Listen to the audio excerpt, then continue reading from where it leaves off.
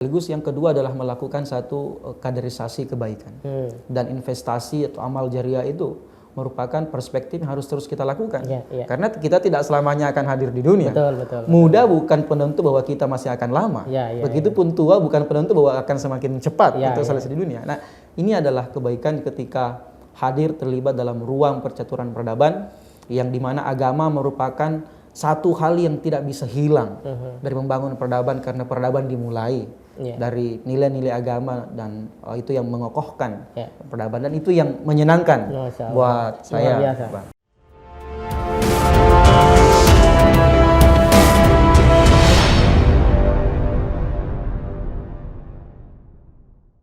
Assalamualaikum warahmatullahi wabarakatuh, teman-teman sekalian.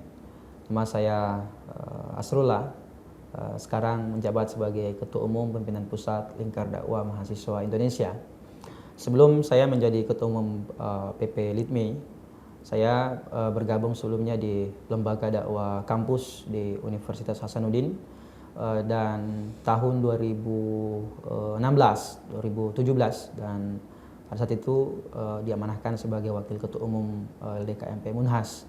Dan setelah itu melihat satu kondisi yang ada, jalan perjuangan di lembaga dakwah sepertinya harus terus berlanjut dari jalan perjuangan, sehingga setelah itu lanjut ke PD LIDMI Makassar di bidang kajian strategis Kastra tahun 2018-2019.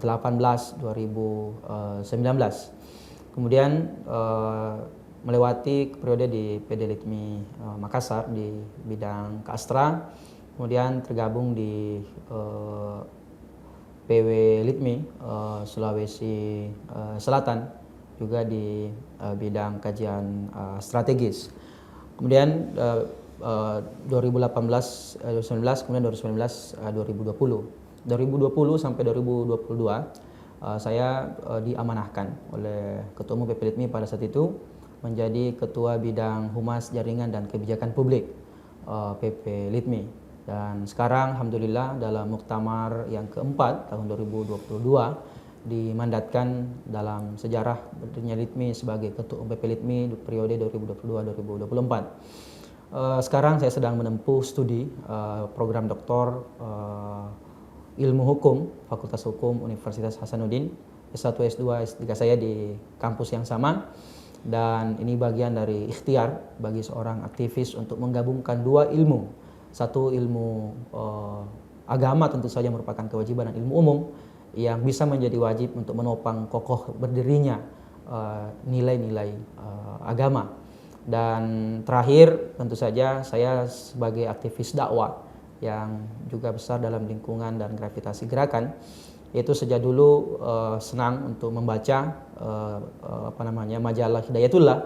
Dan majalah Hidayatullah ini bukan hanya di usia saya atau di zaman saya, tapi kakak pertama saya yang juga merupakan dosen di Universitas Negeri Makassar itu mendahului saya, dan referensi-referensi di sanalah bacaan-bacaan tentang literasi, sekularisme, liberalisme, nativisme, itu semua merupakan tempaan yang saya dapatkan dan mengonsumsi dari majalah Hidayatullah, pemuda Hidayatullah. Mungkin seperti itu teman-teman sekalian. Assalamualaikum warahmatullahi wabarakatuh. Bismillahirrahmanirrahim. Assalamualaikum warahmatullahi wabarakatuh.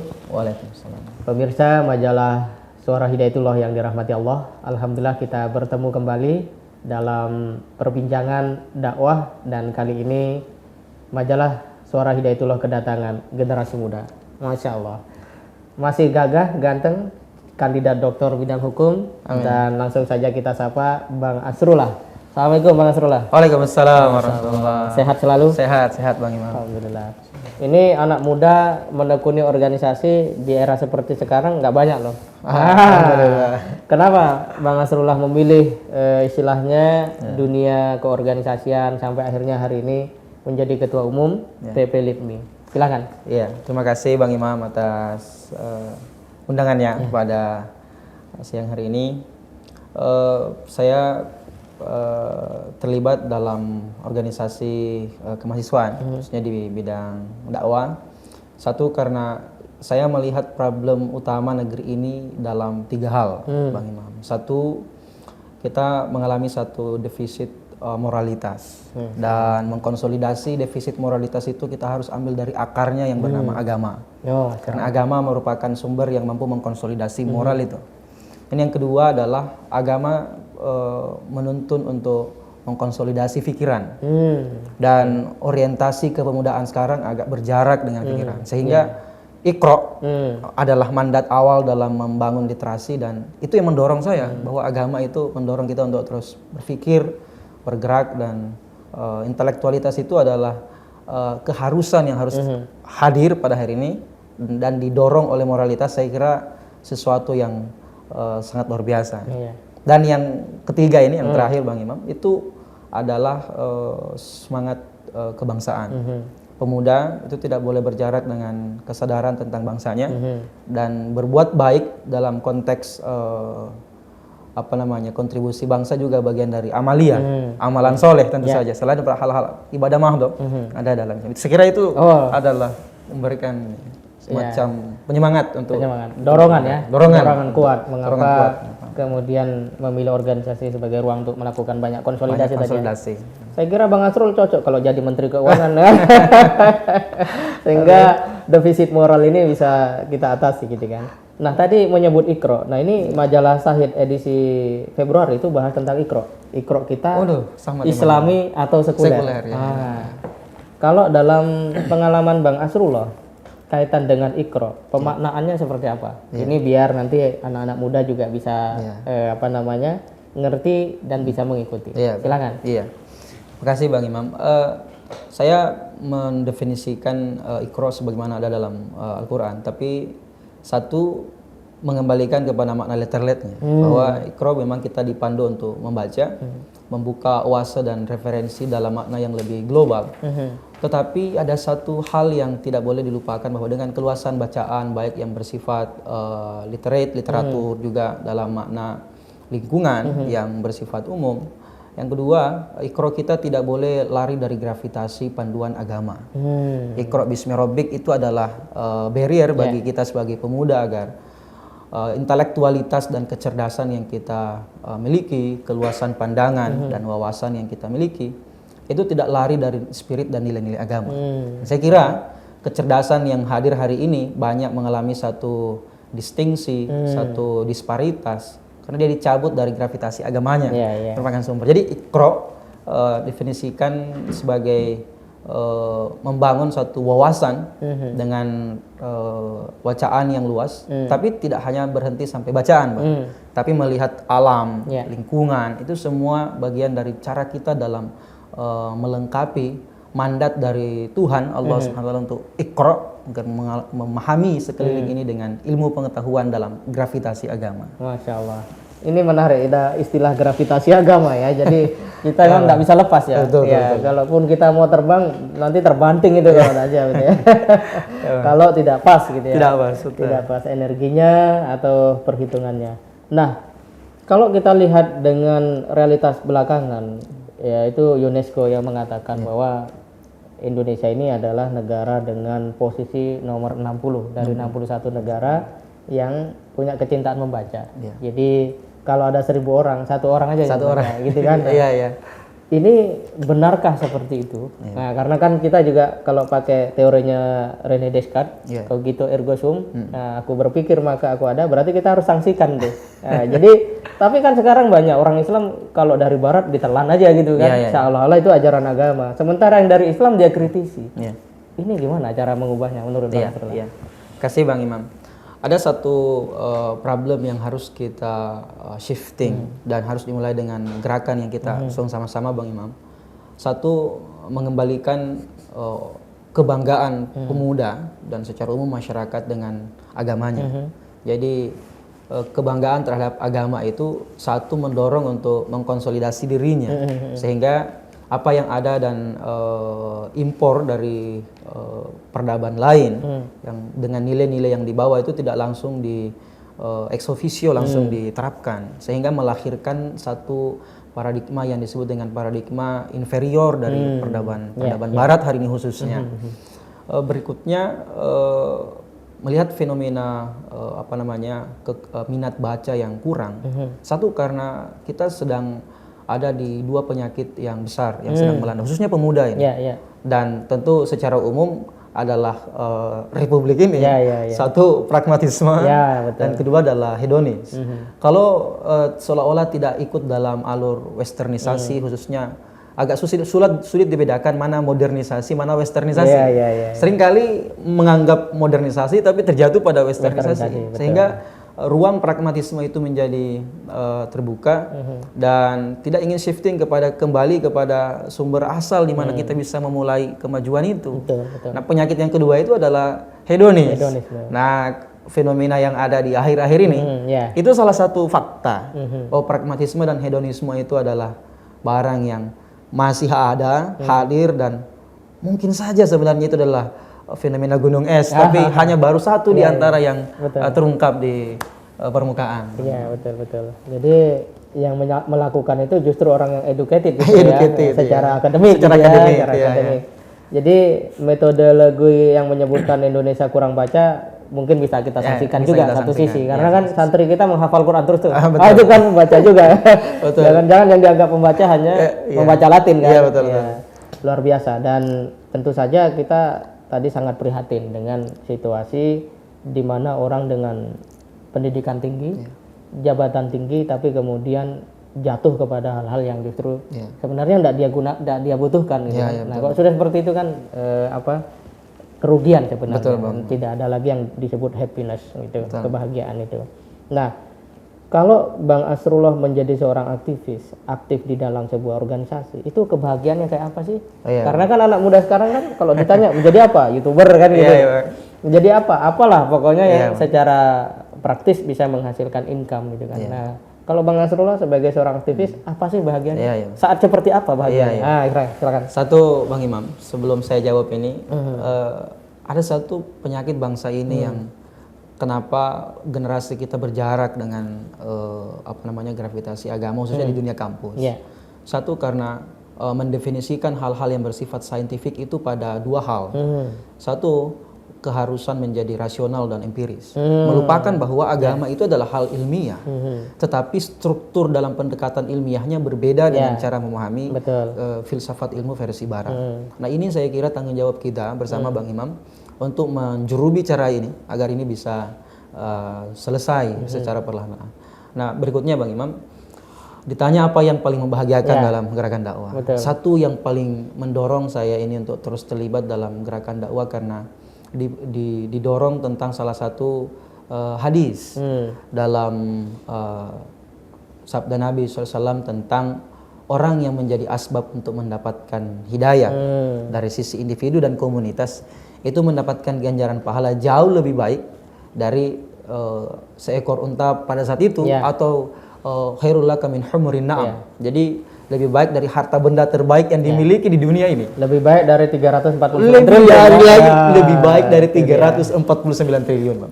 Kedua, saya kebahagiaan karena dengan ikut terlibat dalam gerakan yang bernaung dalam gravitasi agama dan tentu saja hal-hal yang bersifat akademik dan aktivis secara umum. Kita sedang melakukan kerja-kerja peradaban. Menyiapkan pribadi untuk mengkonsolidasi diri sebagai pengambil arah ke depan untuk menentu bangsa menuju kalibrasinya yang ideal sebagaimana pembukaan Undang-Undang Dasar 1945. Sekaligus yang kedua adalah melakukan satu kaderisasi kebaikan. Dan investasi atau amal jariah itu merupakan perspektif yang harus terus kita lakukan.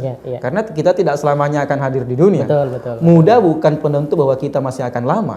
Begitupun tua bukan penentu bahwa akan semakin cepat untuk selesai di dunia. Nah, ini adalah kebaikan ketika hadir terlibat dalam ruang percaturan peradaban yang dimana agama merupakan satu hal yang tidak bisa hilang dari membangun peradaban karena peradaban dimulai dari nilai-nilai agama dan itu yang mengokohkan peradaban dan itu yang menyenangkan buat saya, Bang. Dasar ya, jadi ada kepuasan hati ya. Ada kepuasan hati, Bang. Kebahagiaan batin gitu. Kebahagiaan batin. Ya, dan memang kalau kita lihat sebenarnya epistemologi barat ya itu seperti kata Fritjof Capra itu sudah menghadirkan satu bentuk destruktivitas yang tidak pernah terjadi dari peradaban sebelumnya. Bayangkan sekarang makin canggih ilmu kedokteran, makin banyak orang sakit. Makin orang Semakin banyak ekonom dilahirkan, makin banyak orang miskin. Masuk orang Gitu. miskin, Nah, betul. jadi memang butuh tawaran ya. Butuh tawaran. Kira-kira bagaimana membentuk satu kerangka berpikir ilmiah Ya. yang itu superior dari nilai Islam. Iya, iya, Nah, yang selama ini dikaji Bang Asrullah kayak apa kira-kira? Iya, iya Bang. Saya melihat Bang Imam bahwa satu kerangka baru yang harus kita masukkan dalam dunia pendidikan kita. Karena saya juga sekarang masih studi Bang Imam, sebagaimana Bang Imam tadi sampaikan, studi doktoral di Fakultas Hukum Universitas Hasanuddin. Satu hal yang harus kita jadikan sebagai alternatif ke dunia kampus adalah menjadikan nas-nas agama itu sebagai struktur pertama yang mendrive rasionalitas dan empiris, sehingga ilmu dalam metodologinya dan ilmu dalam hasil dari metodologi ilmu pengetahuan itu tidak lari dari hal-hal yang bersifat keadilan, kebenaran dan keberpihakan terhadap keadilan itu sendiri. Nah, nilai-nilai agama ini yang disebut sebagai epistemologi epistemologi ilmu dalam Islam itu disebut dengan khabar sodik, dan tentu saja itu diambil dari nas-nas Al-Quran dan As-Sunnah, dan itu dijadikan sebagai drive dalam memandu rasionalitas dan empirik ini. Sehingga hal-hal yang bersifat rasional dan empirik jika pada akhirnya tidak berpihak pada keadilan dan kebenaran, itu bisa disaring, bisa dilakukan satu filterisasi dengan nilai-nilai agama, karena pada akhirnya ilmu pengetahuan tidak boleh dicabut dari akarnya yang bernama wahyu, dan itu adalah proposal yang sebenarnya harus kita lakukan karena itu adalah amanah pembukaan Undang-Undang Dasar 1945, membentuk generasi yang beriman dan bertakwa kepada Tuhan Yang Maha Kuasa, dan itu tidak bisa dicabut dari nilai agama. Luar biasa. Jadi sebenarnya Indonesia sebagai sebuah bangsa itu sudah mengakui epistemologi Islam, Islam ilmu dengan nilai Islam gitu ya. Dan memang kalau kita perhatikan bagaimana kita akan menerima sebuah kemenangan, kebaikan masa depan kalau kita tidak tahu tentang kebaikan dan kemenangan pada masa lalu. Ya begitu. Dan orang sekarang kan paling banter 2 tahun ke depan, 2 tahun ke belakang kan. Nah, Quran itu mengajak kita sampai ke Nabi Adam ya, luar biasa. Dan itu tidak mungkin kita jadikan paduan kecuali terjamin. Itulah khobar sodik tadi ya.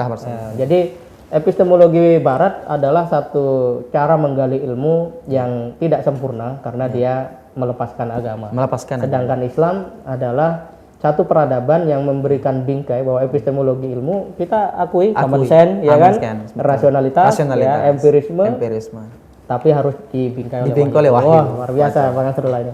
Terakhir Bang Asrullah, bagaimana ke depan anak-anak muda ini punya kekuatan atau daya tahan besar di dalam menghadapi hedonisme, karena hedonisme sekarang tuh bukan hanya anak-anak, itu para pejabat yang tinggi pendidikannya itu apa istilahnya berjatuhan ya, berguguran dengan hedonisme. Maka apa yang harus dilakukan oleh anak muda sekarang? Sementara kita kalau pengen makan tidak sempat masak atau malas masak, tinggal pakai HP kan.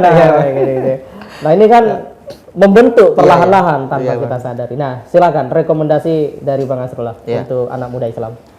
Satu Bang Imam, kepada pemuda Islam dan pemuda secara umum di Indonesia dan tentu saja seluruh dunia global, saya ingin menyitir apa yang disampaikan oleh salah satu hadis Nabi. Walaupun ini hadisnya kalau dari sisi rawi ini doif, tapi dikuatkan oleh dalil-dalil yang lain.